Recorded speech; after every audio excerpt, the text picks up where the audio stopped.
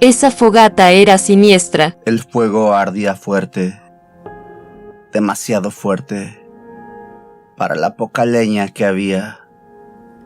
Y lo más raro, no había humo, nada.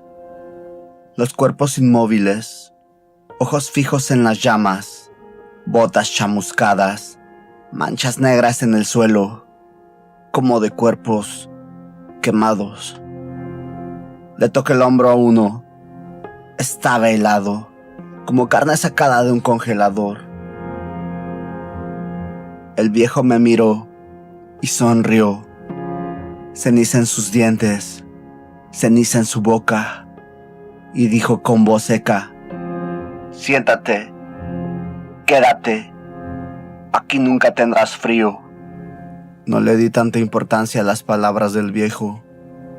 Estiraba mis manos para calentarme, cuando de repente pisé algo. Parecía un hueso negro,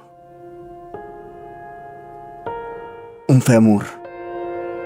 Los ojos de todos brillaban como brasas. El fuego crujía como si riera, y todos murmuraron a la vez: quédate, quédate, quédate. Corrí, crucé la estación a ciegas, fierros oxidados, vidrios rotos, hasta salir a la calle helada. Preferí morir congelado a volver ahí dentro.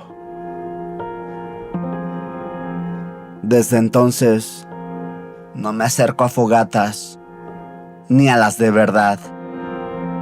El fuego cruje, el fuego habla, y cada vez que lo escucho, me llama por mi nombre.